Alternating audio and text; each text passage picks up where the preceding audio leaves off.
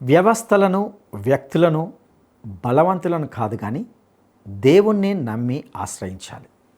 అలా చేయకపోతే దేవుని దృష్టిలో మతి తప్పి ప్రవర్తించడమే అవుతుంది. అల్ప విశ్వాసము చివరికి అవిశ్వాసమైపోగలదా? ఆ విషయాలను ఆలోచిద్దాం.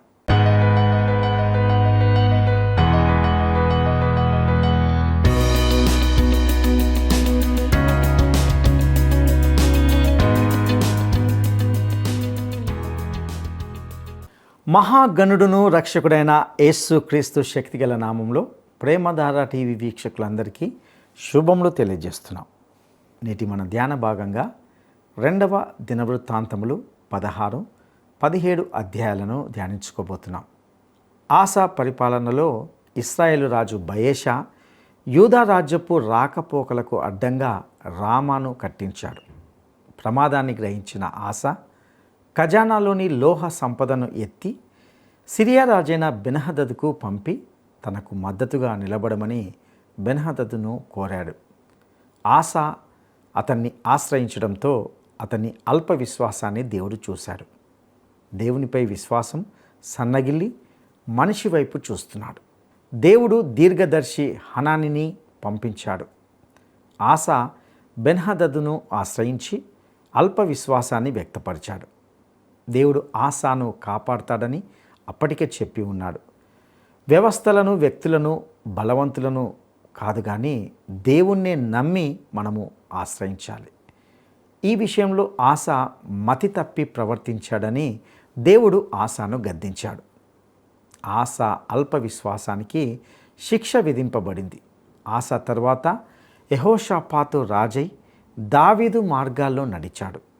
దేవుని వాక్యమును అందరికీ అందేటట్లు పనిచేశాడు. దేవుని వాక్యమందలి వాగ్దానాలకు యోగ్యుడయ్యాడు. ఇక వివరాలలోకి వెళ్దామా? ఈ రోజున మనం 2 దినవృత్తాంతములు 16, 17 అధ్యాయాలు వినబోతున్నాము. ఆసా ఏలుబడియందు 36వ సంవత్సరం బయెషా యూదా వారి మీద దండెత్తి బయలుదేరి యూదా రాజైన ఆసా వద్దకు రాకపోకలు జరగకుండునట్లు రామాను కట్టించగా ఆసా యెహోవా మందిరమందు రాజనగరునందు ఉన్న బొక్కసములలోని వెండి బంగారములను తీసి దమస్కులో ఉన్న సిరియా రాజైన బెన్హదదు వద్దకు దూతల చేత పంపించి వర్తమానం చేశాడు. నా తండ్రికి నీ తండ్రికి కలిగినట్లు నాకు నీకు సంధి కలిగి ఉన్నది. వెండి బంగారములు నీకు పంపుతున్నాను. ఇశ్రాయేలు రాజైన బయెషా నన్ను విడిచి ఆవలికి పోవునట్లుగా నీవు అతనితో చేసుకున్న సంధిని భంగం చేయాలి. బయెషా చేసిన పని ఏమిటి? తన రాజ్యములో నుండి అనేక మంది ఆసా రాజ్యములోనికి వలసపోతున్నారు. అది జరగకూడదు. ఆసాను ఓడించాలి అని చెప్పి దండెత్తి వచ్చాడు. ఆసాకు ఎటూ పాలుపోలేదు. అతడు బెన్హదదు సహాయం అడుగుతున్నాడు. ఇందులో ఆసా అల్ప విశ్వాసం కనపడుతోంది. బెన్హదదు రాజైన ఆసా మాట అంగీకరించి తన సైన్యముల అధిపతులను ఇశ్రాయేలు వారి పట్టణముల మీదికి పంపగా వీరు కొన్ని పట్టణములలోని కొట్లను కొల్లపెట్టారు. ఈయోను, దాను, ఆబేల్మయీము అనే నఫ్తాలి ప్రాంతపు పట్టణాలను పట్టుకున్నారు. బయెషా ఇది విని రామాను ప్రాకారములతో కట్టించటం మానివేసి తాను చేస్తున్న పని చాలించాడు. అప్పుడు ఆసా యూదావారినందరినీ సమకూర్చాడు. వీరు పోయి బయెషా కట్టిస్తూ ఉన్న రామా పట్టణము రాళ్లను, దూలాలను తెచ్చారు. వాటితో ఆసా గెబను, మిస్పాను ప్రాకారపురాలుగా కట్టించాడు. ఇశ్రాయేలు రాజ్యం ఆసాకు, యూదాకు ప్రబల శత్రువైపోయింది. ఇప్పుడు ఆసా ఏమి చేస్తున్నాడు? సిరియా రాజైన బెన్హదదును సమీపించి సహాయం అడుగుతున్నాడు.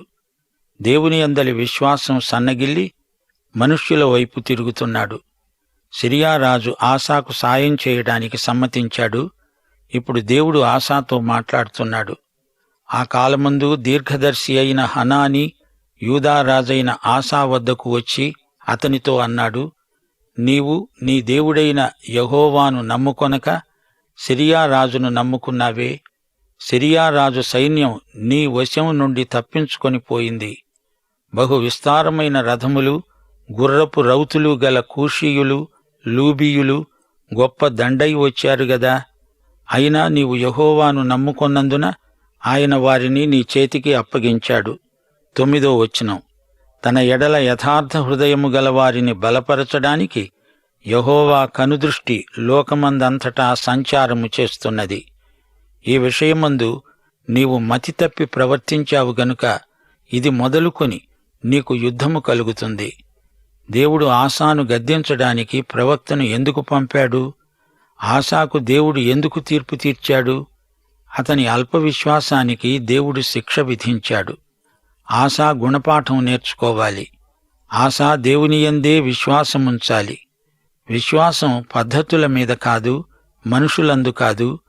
విశ్వాసముంచాల్సింది సంఘం మీద కాదు, సంస్థలయందు వ్యవస్థలయందు కాదు. దేవునియందే విశ్వాసముంచాలి. అదే ఉజ్జీవ రహస్యం. బయషా ఆసా మీద యుద్ధం ప్రకటించాడు. ఆసా సిరియావాడైన బెన్హదదు సాయం కోరాడు. హనానీ స్పష్టంగా చెప్తున్నాడు, దేవుడు ఆసాను కాపాడతాడు. అతడు కంగారు పడాల్సిన పనే లేదు. ఇథోపియనులను లూబీయులను అంతకుముందు దేవుడు అతనికి అప్పగించలేదా? అయినా ఎందుకో ఆసా ఇప్పుడు అల్పవిశ్వాసాన్ని వ్యక్తం చేస్తున్నాడు. అల్పవిశ్వాసం అవిశ్వాసానికి దారితీస్తుంది. జాగ్రత్త. మన సంగతి యోచించండి. యేసునందు విశ్వాసమాత్రం చేత దేవుడు మనల్ని రక్షించాడు గదా. రక్షించబడిన తరువాత మనం విశ్వాసం వల్లనే జీవిస్తాము. రోమాపత్రిక 1వ అధ్యాయం 16-17 వచనాల్లో పౌలు అంటున్నాడు, సువార్తను గూర్చి నేను సిగ్గుపడేవాణ్ణి కాను.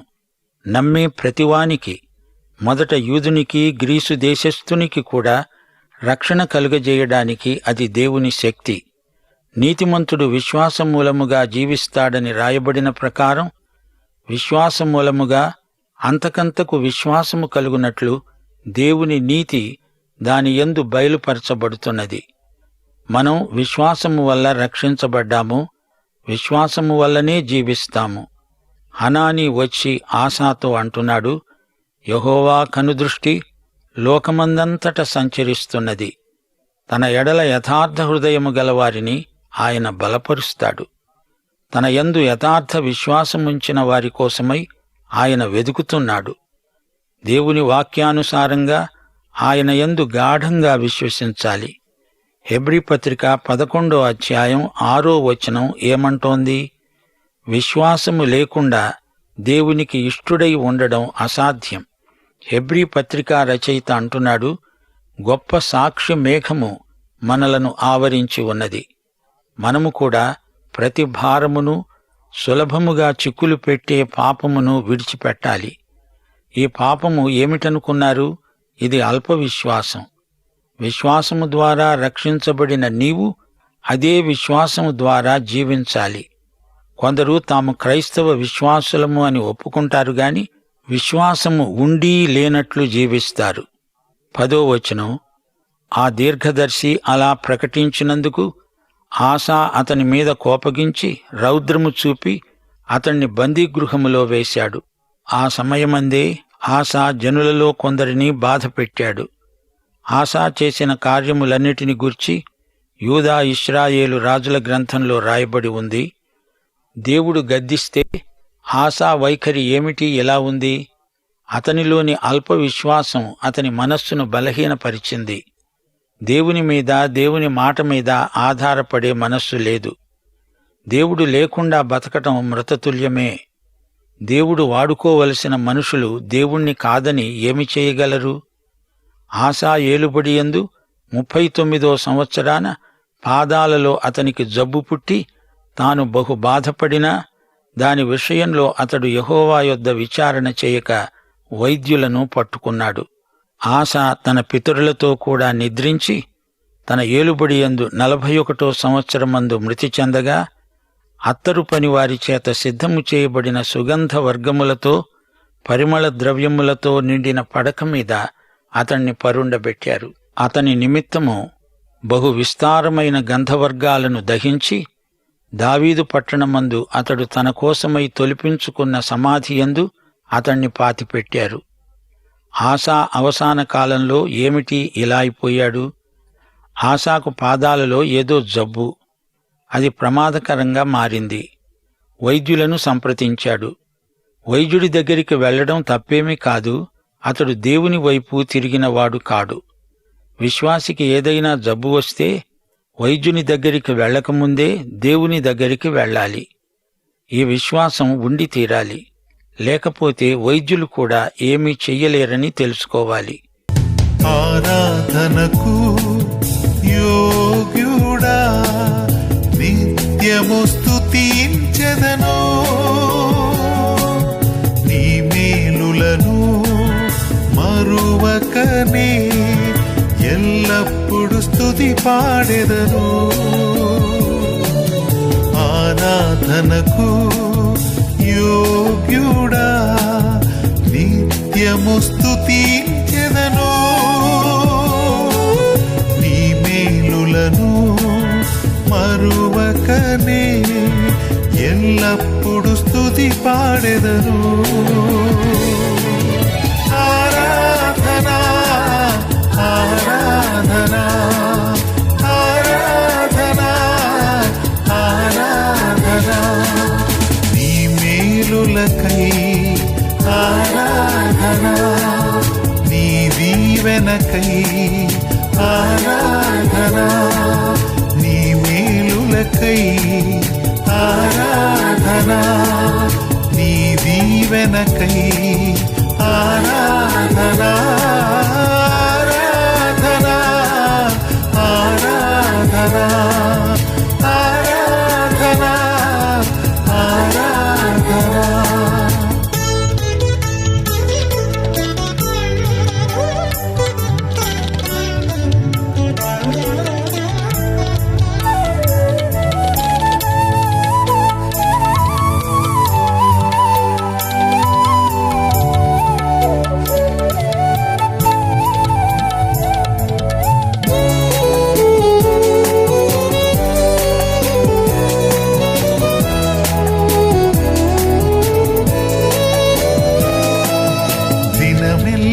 నీ చేతులు చాపి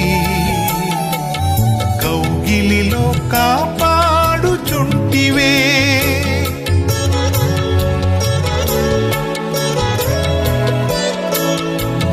దినమెల్ల నీ చేతులు చాపి నీ కౌగిలిలో కాపాడుచుంటివే, నీ ప్రేమ నీ జాలి నీ కరుణకై నా పూర్ణ హృదయముతో సన్నుతింతును, నీ ప్రేమ నీ జాలి నీ కరుణకై నా పూర్ణ హృదయముతో సన్నుతింతును. ఆరాధనా ఆరాధనా ఆరాధనా ఆరాధనా, నీ ప్రేమకై ఆరాధనా, నీ జాలికై ఆరాధనా, నీ ప్రేమకై ఆరాధనా, నీ జాలికై ఆరాధనా ఆరాధనా ఆరాధనా ఆరాధనా ఆరాధనా.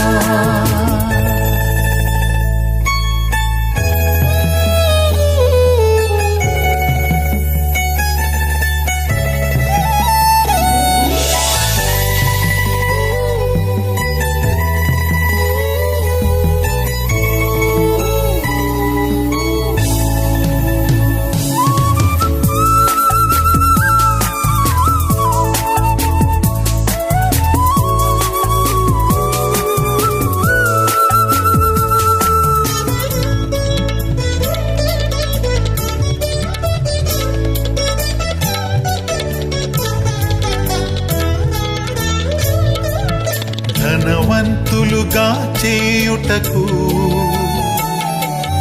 దారిద్ర్యతననుభవించినావు,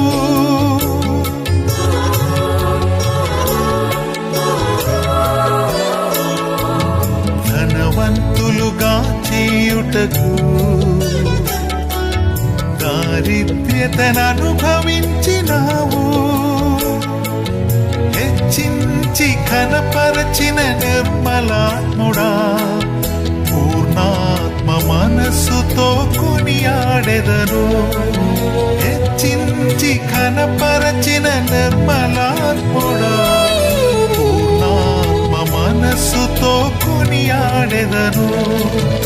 ఆరాధనా ఆరాధనా ఆరాధనా ఆరాధనా, నీ కృప కొరకై ఆరాధనా, ఈ స్థితి కొరకై ఆరాధనా, నీ కృప కొరకై ఆరాధనా, ఈ స్థితి కొరకై ఆరాధనా ఆరాధనా ఆరాధనా ఆరాధనా ఆరాధనా, ఆరాధనకు యోగ్యుడా, నిత్యము స్తుతించెదను.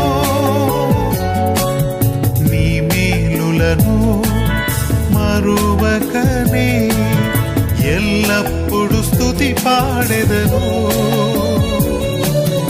ఆరాధనకు యోగ్యుడా, నిత్యము స్తుతించెదను. నీ మేలులను మరువకనే ఎల్లప్పుడు స్తుతి పాడెదను. ఆరాధనా ఆరాధనా.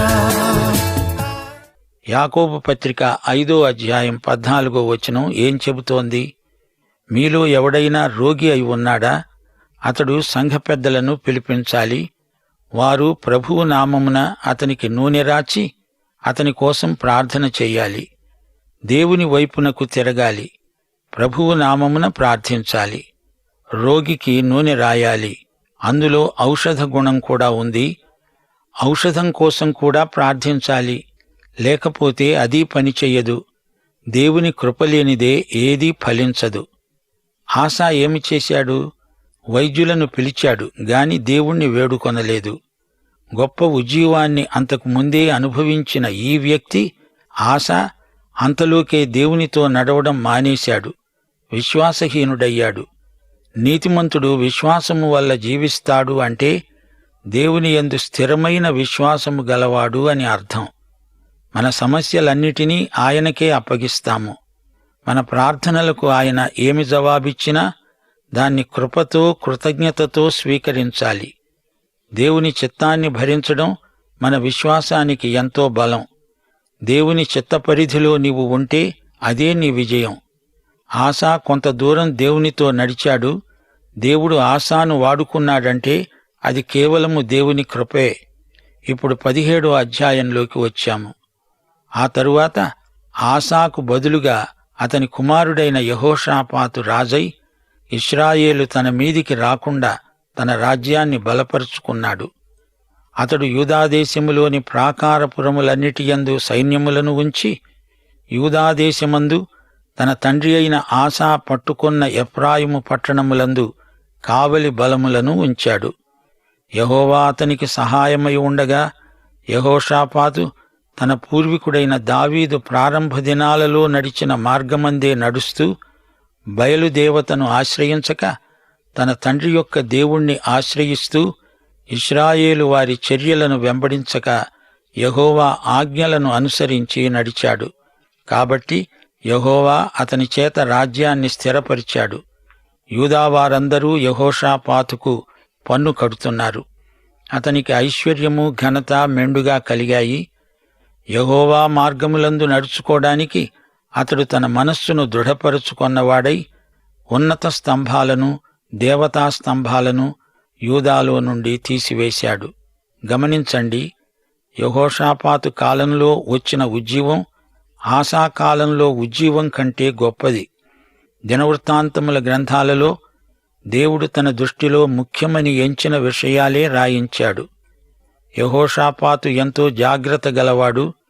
రాజ్యాన్ని సుస్థిరం చేసుకోవడానికి ఎంతో శ్రద్ధ వహించాడు. దావీదు తాను యువదశలో ఉండగా ఎలా నడిచాడో యెహోషాపాతు అలా నడిచాడు. 7వ వచనం, తన ఏలుబడియందు 3వ సంవత్సరం యూదా పట్టణ ప్రజలకు ధర్మశాస్త్రం బోధించడానికి అతడు పెద్దలైన లేవీయులను పిలిపించాడు. వారి పేర్లు బెన్హయీలు, ఓబద్యా, జకర్యా, నెతనేలు, మీకాయా. అతడు పిలిపించిన లేవీయులు షెమయా, నెతన్యా, జబద్యా, ఆషాహేలు, షెమీరామోతు, యెహోనాతాను, అదోనియా, టోబియా, టోబదోనియా. యాజకులను పంపాడు. వారి పేర్లు ఎలీషామా, యెహోరాము.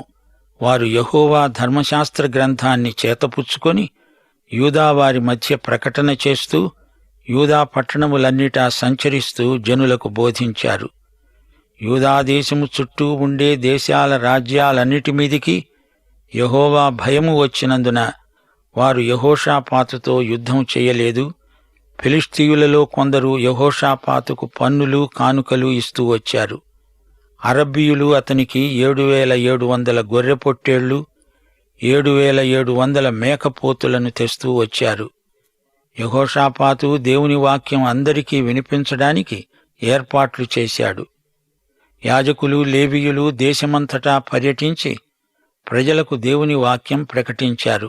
ఈ రోజున మనము అదే పని చేస్తున్నాము. దేవుని వాక్యాన్ని విస్తృతంగా ప్రకటిస్తున్నాము. ఇదే ఉజ్జీవానికి మూలం.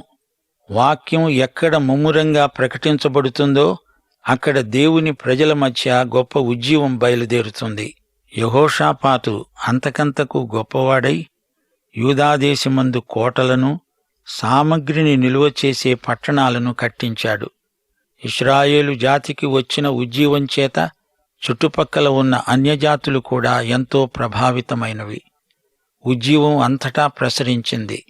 శత్రువులైన ఫిలిష్తీయులు కూడా పరివర్తన చెందినవారై కానుకలు పంపించారు. అరబ్బీయుల మధ్య కూడా యూదా ఉజ్జీవం ఎన్నో సత్ఫలితాలను చూపెట్టింది. వారు కూడా ఎన్నెన్నో నజరానాలు పంపించారు. ఉజ్జీవానికి ఫలితంగా యుద్ధాలు ఆగిపోయాయి.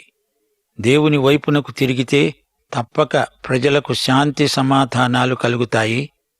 యుద్ధాలకు కారణం జాతులకు జాతులే దేవునికి దూరమైపోవటం. 13వ వచనం, యూదాదేశపు పట్టణాలలో అతనికి బహుధనము సమకూర్చబడింది. అతని కింది పరాక్రమశాలులు యెరూషలేములో కూడి ఉన్నారు. వీరి పితరుల వంశముల చొప్పున వీరి సంఖ్య ఎంత అంటే, అద్నా అనే ప్రధాన సహస్రాధిపతి వద్ద 3,00,000 మంది పరాక్రమశాలులున్నారు. యెహోహానాను రెండోవాడు, ఇతని వద్ద 2,80,000 మంది ఉన్నారు. మూడోవాడు అమస్యా, ఇతడు జిఖ్రీ కుమారుడు. ఇతడు యెహోవాకు తనను తాను మనఃపూర్వకంగా సమర్పించుకున్న వ్యక్తి. అతని వద్ద 2,00,000 మంది పరాక్రమశాలులున్నారు. ఎలియాదా అనే పరాక్రమశాలి బెన్యామీనీయుడు.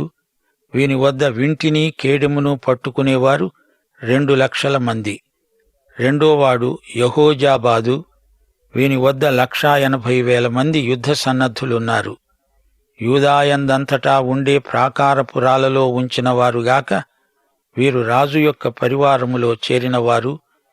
యెహోషాపాతు కాలంలో ప్రజలు శాంతి భద్రతలు అనుభవించారు. శత్రువులు ముట్టడించకుండా కట్టుదిట్టం చేశాడు. యెహోషాపాతు దేవుని దృష్టిలో మంచి రాజే. కీర్తన 1:1 నుండి 3వ వచనం వరకు చెప్పబడిన యోగ్యతలు ఇతనికున్నాయి. దుష్టుల ఆలోచన చొప్పున నడవకుండా, పాపుల మార్గమున నిలవకుండా, అపహాసకులు కూర్చుండే చోట కూర్చోకుండా, దేవుని వాక్యమందే ఆనందిస్తూ, దివారాత్రములు ధ్యానిస్తూ, యెహోషాపాతు నీటి కాలువల ఓరను నాటబడిన చెట్టై ఆకు వాడక తన కాలమందు ఫలమిచ్చేవాడైనట్లు ఉన్నాడు. అతడు చేసిందంతా సఫలం. దేవుని భయం అతనికి ఉంది. అదే అతనికి కాపుదల. దేవునికి భయపడేవాడు మరెవరికీ దేనికి భయపడనక్కర్లేదు. కీర్తన 112. యెహోవాయందు భయభక్తులు కలవారు ఆయన ఆజ్ఞలను బట్టి అధికముగా ఆనందించేవారు ధన్యులు. వారి సంతతి వారు భూమి మీద బలవంతులవుతారు. అటివారు ఎప్పుడునూ కదిలించబడరు. వారు దుర్వార్తలకు జడియరు. వారి మనస్సు స్థిరంగా ఉంటుంది. తన శత్రువుల విషయమైన తన కోరిక నెరవేరే వరకు అతడు భయపడడు. పాఠం ముగింపులో ఒక మాట: యెహోషాపాతులో కొన్ని బలహీనతలు లేకపోలేదు. అవి బలహీనతలే కాదు, తప్పులు.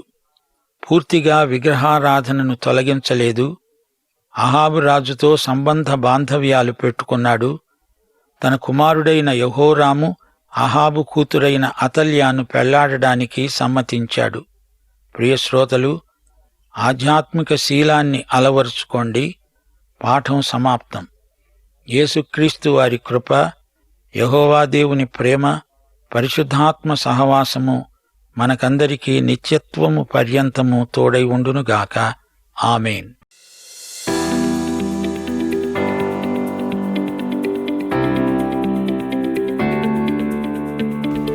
ఆసా తన ఆపత్కాల సమయంలో ఎవరి సహాయాన్ని కోరాడు?